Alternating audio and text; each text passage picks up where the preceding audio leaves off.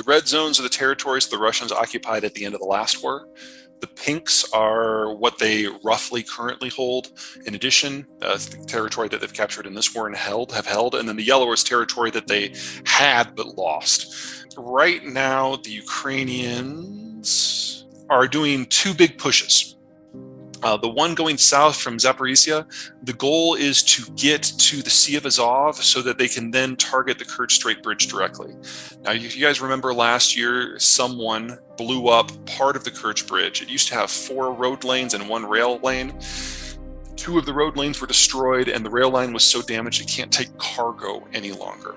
So what the Ukrainians want to do is, if they can, that southern push, if they can get to the Sea of Azov, they achieve 2 things. Number one, that last road connection on the Kerch Bridge can be targeted directly, and that's the end of all supply there. And number 2, if they can reach Azov, then land supply north of the Sea of Azov stops, and the entire southwestern front of Ukraine and all of Crimea go from being a launching point to attack Ukraine to an area that has no troop support, no fuel, no food, no ammo, no nothing. And you trigger, hopefully, a collapse in the Russian political system, because it will become obvious to everyone that the Russians can't even support their own forces. And that is where the bulk of Russian forces are. They're having a hard time punching south. This is the area that the Russians have really concentrated their efforts when it comes to defensive emplacements. So you've got a line of mines, and then a line of things like dragon teeth that are anti-tank enforcements, and then a network of trenches. And so far, the Ukrainians have proven unable to get past the mines, much less getting through the real defenses. So I don't want to use the word stalled. There's too many pieces in motion, but it's not going great. The eastern punch into places like Bakhmut, that's actually going a lot better, because the Russians never bothered fortifying the territories that they've held since 2014. And so, especially when it comes to the more recent gains in this war, places like Bakhmut, the Ukrainians are actually having significant effects. Not enough to achieve the sort of breakthrough that is necessary to break the Russian front, but there is more promising activity there. But I've got to have a little bit of caution here. Any battle in which the Ukrainians kill 3 times as many Russians as they lose of their own troops is a battle that the Ukrainians have lost. They're outnumbered massively in this war and between the countries. And the only way that they can win it is by achieving breakthrough, winning a war of movement, and inflicting at least 8-to-1 casualty ratios on the Russians. And that's what we saw last year in places like Kherson and Kharkiv. We have not seen anything like that in the offensive to this point. It's not quite an attritional fight. They're still killing a lot more Russians than they're losing, but just not enough. And unless they can break through and force a rout, it's difficult to see the counteroffensive in its current form really changing the overall strategic picture unless something new comes into the equation. That might be things like longer range missiles, but from the point that the United States and NATO give those to the Ukrainians, it's a couple of months before they can actually impact the battlefield. So we're already talking best case scenario like September, and the end of fighting season is October, because that's when it starts to get muddy again. Doesn't mean things can't change. War is all about unpredictable outcomes, but at the moment, I don't see a lot of movement. The biggest hope the Ukrainians have right now is that the Wagner effect has removed the best troops the Russians have from the field and introduced a several-day interruption in equipment flows. And the Ukrainians are taking advantage of that on the Eastern Front. But if we were going to see a big breakthrough, I think if we don't see it in the next week, we're probably not going to. Something that we know is that the Swedes know who did this, but they have not said so out loud.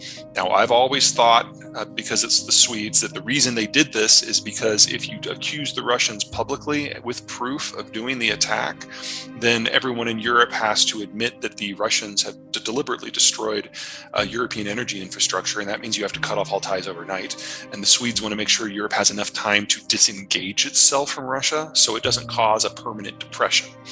But let's say the Swedes know that it was the Ukrainians.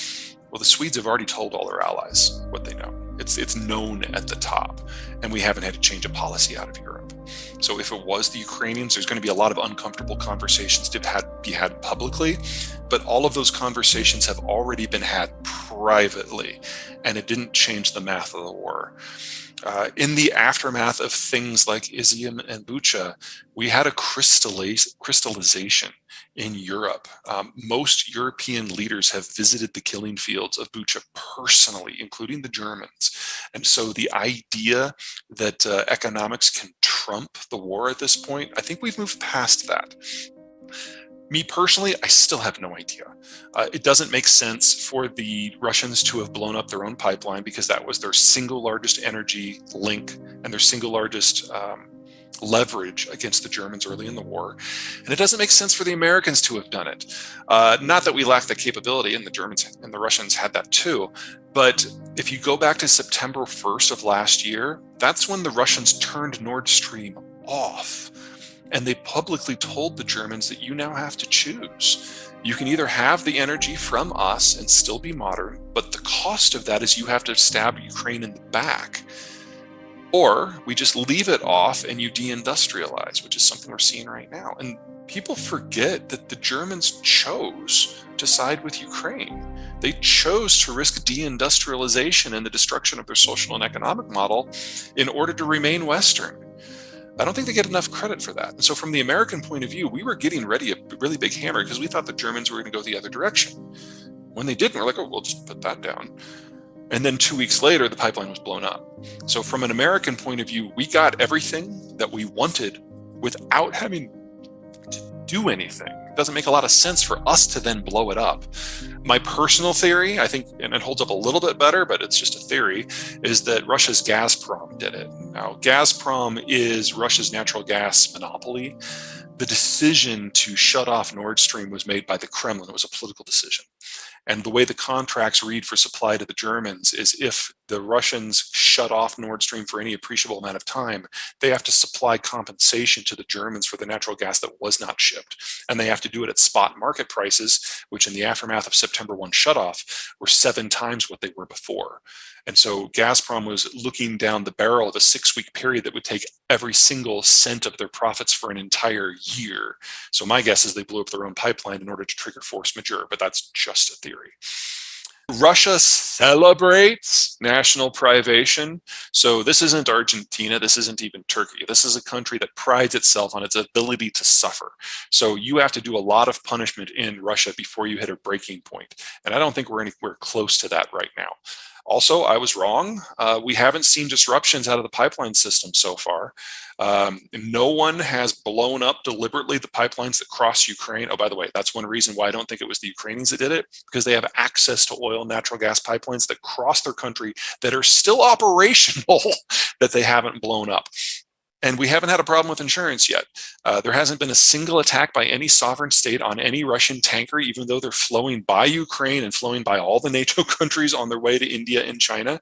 And Indian and Chinese insurance has stepped into the gap to ensure coverage for the shipments. We haven't had a single incident where any of that has been called into question yet, which honestly is really, really weird, because we normally have several incidents a year across the world where shipping insurance has to pay out. So all these replacement insurance systems haven't had to yet, which is just really strange. So I stand by the forecast that this stuff is still incredibly fragile, but I'm very surprised and have been wrong that it hasn't happened yet. But let me layer one more concern into that. Russia is still getting income from its energy exports, but you have to think about where the stuff is. This is a picture of central Siberia. It's permafrost. Now, in the south, I realize that this is a completely alien concept, so just bear with me a little bit. Permafrost is in a territory where it's so cold that the subsoil never thaws at all. So you go down somewhere between 5 and 30 feet, and you hit a frozen layer, and ice doesn't drain. So in the summer, when things heat up, the top layer melts, and you get these horizon-spanning bogs. If you want to produce materials in this environment, what you do is you wait for the land to freeze, and you bring out a large army of dump trucks filled with gravel, sand, and aggregate, and you build berm roads out to a production site, which are those roads that you see going off to the right. You then build a drill pad and drill in the frozen ground through the permafrost down to whatever the deposit is that you're after. This is the highest production cost and the highest maintenance cost for any energy production in the world. It's higher than it is for most deep water. Here's the problem. Permafrost isn't just difficult to develop and maintain. The landscape also shifts. So if you get a break, a fissure where the land can drain in those summer months, you get a slip like this. Or you can get a situation where it drains down instead of laterally and you get a sinkhole. And I put some people up there at the top so you can see the scale. Or you get a situation where you get a hotter melt one year and some of the permafrost actually does melt, not all the way down, but some of it.